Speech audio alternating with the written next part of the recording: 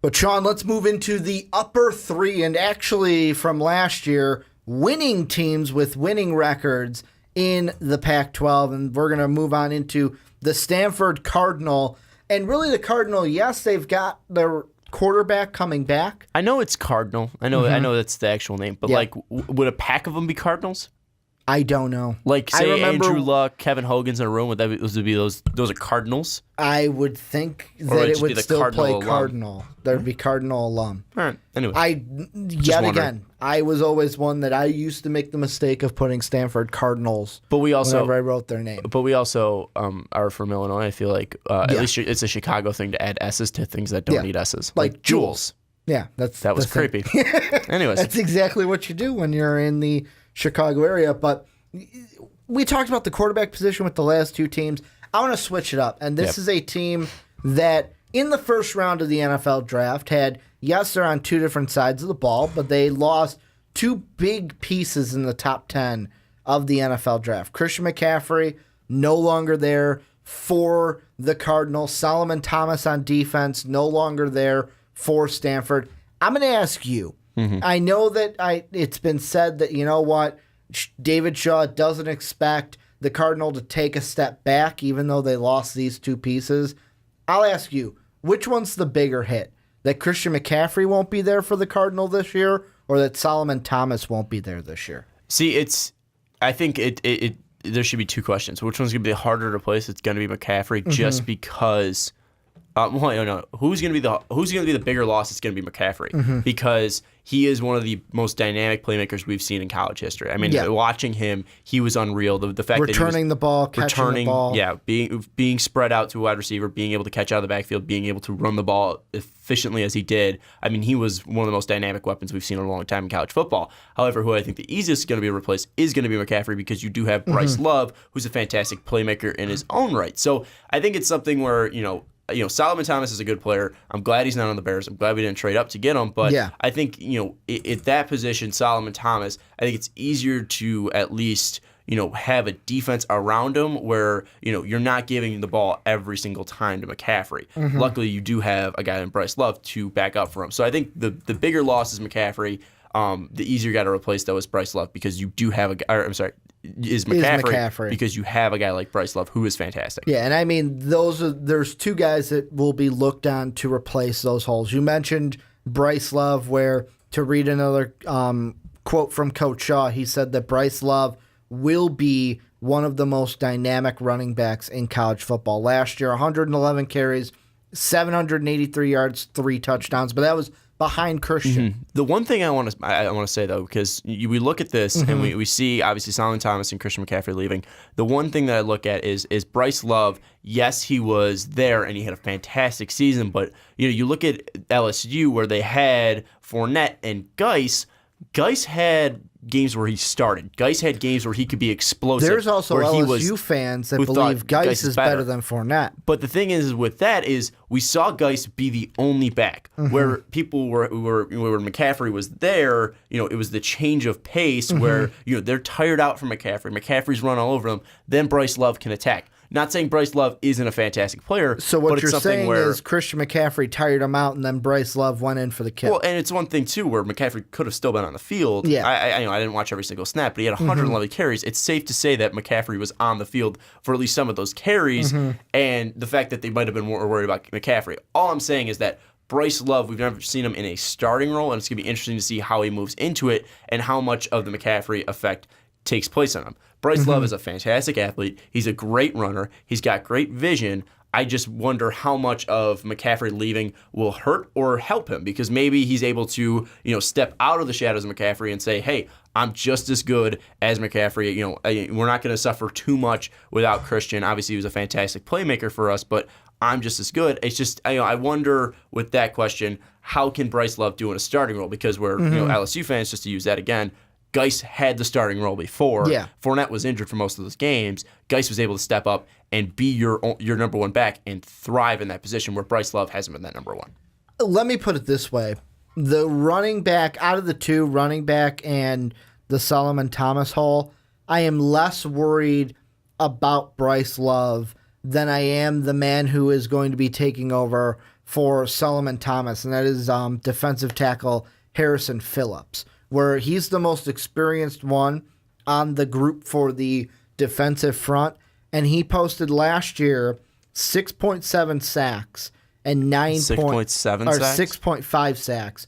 That's just as bad as 9.5 40 turnovers tackles per game. loss. Yeah, that's nearly that. Like I said, it's getting, like you said. How do you get a it's seventh getting of a late. sack?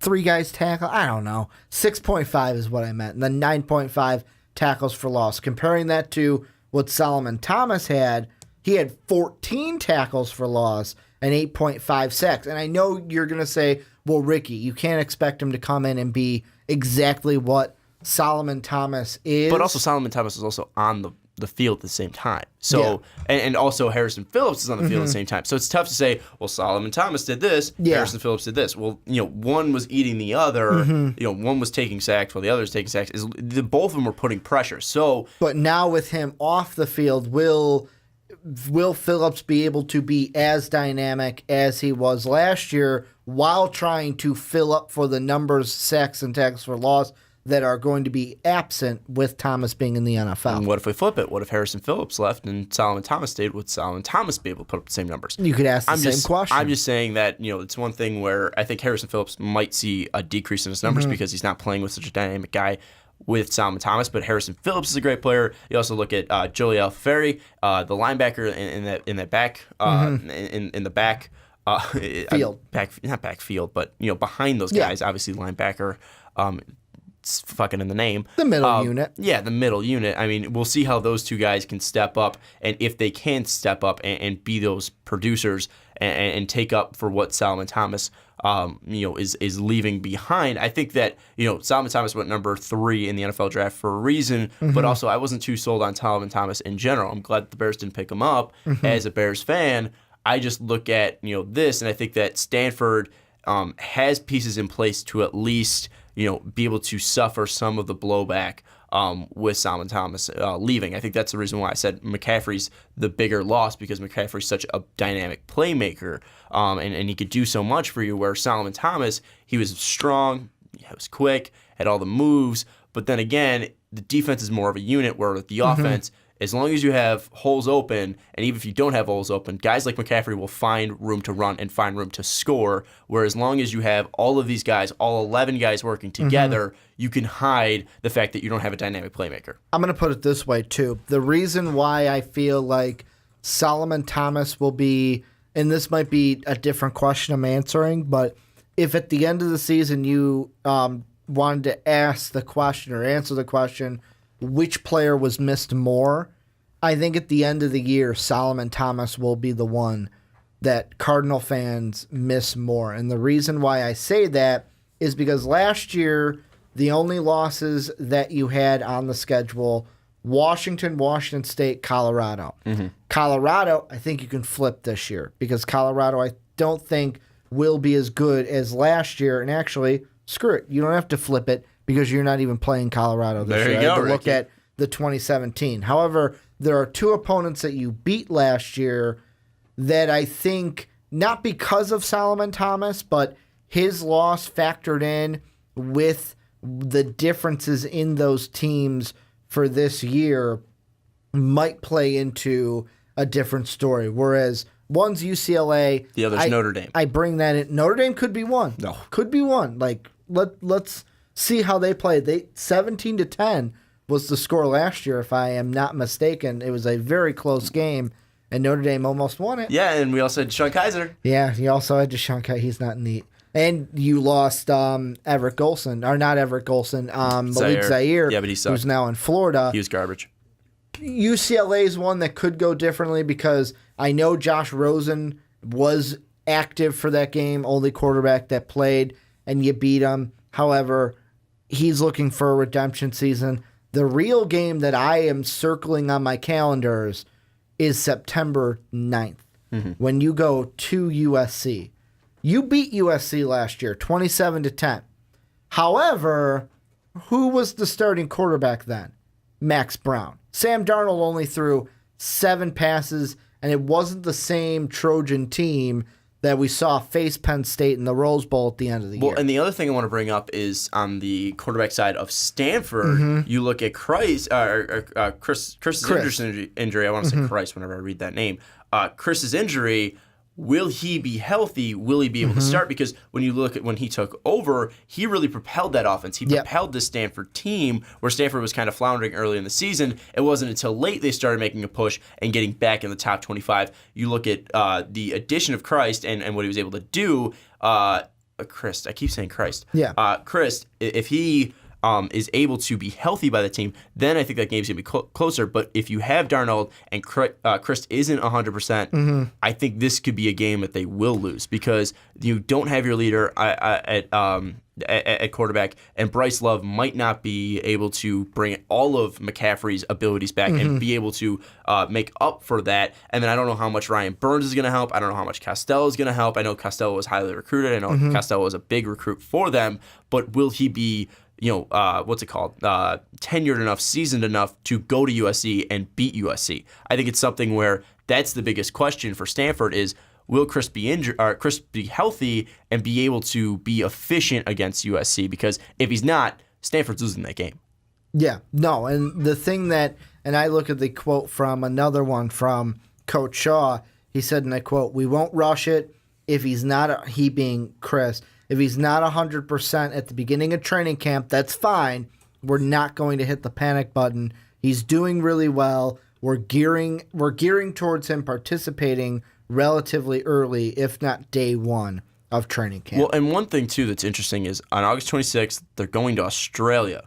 And I don't think it's going to be they're not playing the next week of that. After that, they have a week off. But still, you got to take in every single factor into it. How much will that jet lag hurt? How much will, if you do get injured over in Australia, then going on a plane for 24 hours, how much will that hurt you? I think it's interesting now seeing, the game against Rice in Australia. How much will that affect them for the game against USC?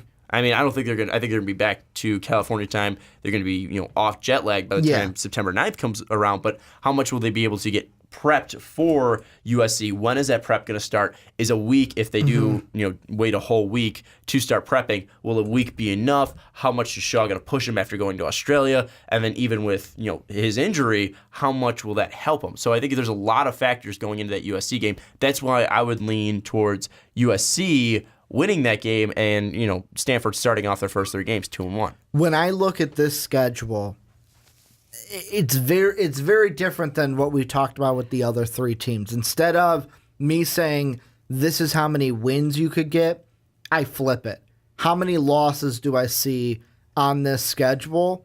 And for sure, I'm saying that Stanford's going to have a 3-loss season yet again. However, I could possibly see a 4-loss season. What games are they losing? They're going to lose Washington State and Washington again. And then I think they will for sure lose against the Trojans. I think the Trojans are a vastly different team than when they saw them early in the year. Darnold is better. The whole team is better. If the Stanford team that played there went up against the Trojan team that played in the Rose Bowl, they might have lost that game. So I'm giving the Trojan that game, although I'm not saying that they're going to murder Stanford. However, those are the 3 losses I see.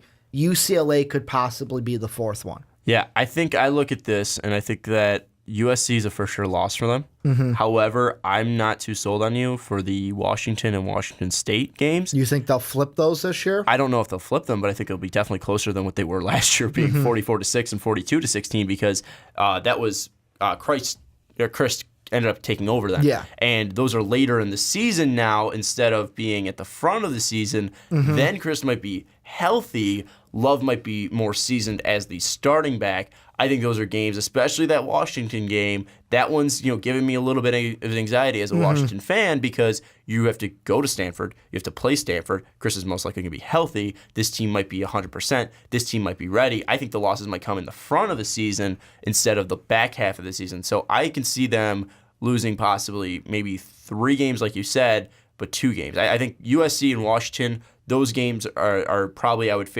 probably put them as the underdog. But that Washington State game, I could see them upsetting Washington State. I can see them pretty much beating every other team out of that. I mean, I want to root for Notre Dame because I'm a Notre Dame fan, but I don't think we're going to win that game. So I think that Stanford could be a 2-loss team. I honestly think they can beat Washington State. I think they could beat Oregon State. I think they could beat Oregon, Utah, Arizona State, UCLA, Cal. I think they're going to beat all those teams. I think it's really Washington and USC are the two teams that you really need to worry about for them. But even then, Washington, that might be an upset special there for Stanford. No, so, and I don't think it's going to be bad as 44-6. After hearing you talk, I'll say this. If I had to give a prediction, I'm going to say 3 losses. However, if I'm saying like a best case, worst case, best case 2 losses, worst case 4 losses. That's where I see this team sitting right there between 2 to 4 losses. Best case 1 loss, worst 3 losses. I don't think that. I honestly think they're gonna lose to USC, and outside of that, I think they have winnable games on their schedule. Because that Washington game scares me as a Washington fan. Because like we see, Shaw's a fantastic head coach. We have Chris, who was great when he took over. If he's able to be healthy, this is going to be later in the season as well. We don't know what's going to be happening with that Washington team, what injuries are going to happen. I'm worried for that game as a Washington fan. I'm not really sure who's going to win the game, and the fact that it's in Stanford, that plays into Stanford's hand right there. That plays into their wheelhouse. So I say at best this is a one loss team, and they could possibly be in playoff contention and maybe even Rose Bowl contention if that. I don't know about Rose Bowl, but because I was thinking old college football. I keep forgetting the playoffs, but definitely a higher bowl for sure for Stanford. Well, here's the thing I could see happening with Stanford. I could see them losing to USC. Then if that's the only loss they go through the entire year, I could see a Pac-12 rematch between them and USC in the Pac-12 title game. I could see that too. If they beat Washington, for sure. Because, I know we're going to get to Washington in their schedule, but just kind of an early peek to kind of see what similar losses they could have. I mean, the good thing for Washington is you don't have to play USC. So, really it comes down to Stanford, okay, if I lose against the Trojans, can I lose against Washington and still get the edge on Washington? I would say no, only because I don't think Washington's going to lose 3 games in conference. But also, no, definitely not. I honestly see the only loss for Washington being Stanford. Because I don't even see Utah doing it. I don't see Washington State doing it. But other than that, what I see, though, is if they do get out to a hot start, again, we look at Washington last year. Not a lot of people gave them credit.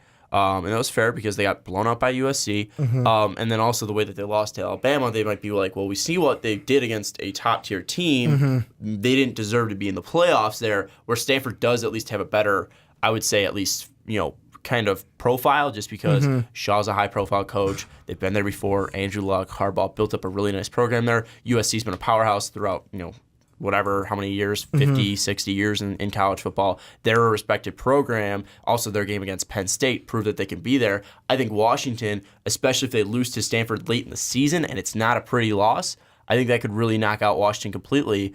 But they could still finish first in the Pac, the Pac-12, or if Stanford ends up losing 2 games. So I think it's going to be a very interesting way to play out, because if both of these teams go in with 1 loss, or if the Huskies go in undefeated and Stanford comes in with 1 loss and Stanford beats them, Stanford's going to take that Pac-12 title, at least the North title, and then go and face USC for the Pac-12 championship. So it's going to be interesting to see how this all plays out, but I think it's definitely going to be very interesting, and it makes me really excited as a Washington Husky fan and very nervous as a Husky fan, which is good for football. Just to know there's someone that can rival you for that division. I'm not too worried about Washington State. I'm worried about Stanford. And I think that's probably, due credit to Shaw and Harbaugh and what they've been able to do over the past couple of years, bringing Stanford's prowess back up as a college football powerhouse. Well, and really there are so many games. Like I said, the past previews in this conference or this division have been how many wins do I see? No, this is how many losses, because I expect this team to be at least a 10-win team. If they went 10-3 again, I would not be surprised. However, they could go a 11-2 or increase that, or decrease that loss count this season. But let's turn on to you guys. Let us know down below what you guys think. First off, the first question we answered, who's going to be the bigger loss at the end of the year, Christian McCaffrey or Solomon Thomas? Which one are Stanford fans going to miss more by the end of the year? And also, Stanford fans, I want to hear from you. Do you guys think that you can, well, obviously you think so, you're confident in your team, that you can compete with Washington to win the Pac-12 North? And how do you see that USC game, knowing that Darnold is a lot better and USC is a lot better of a team than when you saw them with Max Brown taking the helm? Let us know what you guys think down below in the comment section.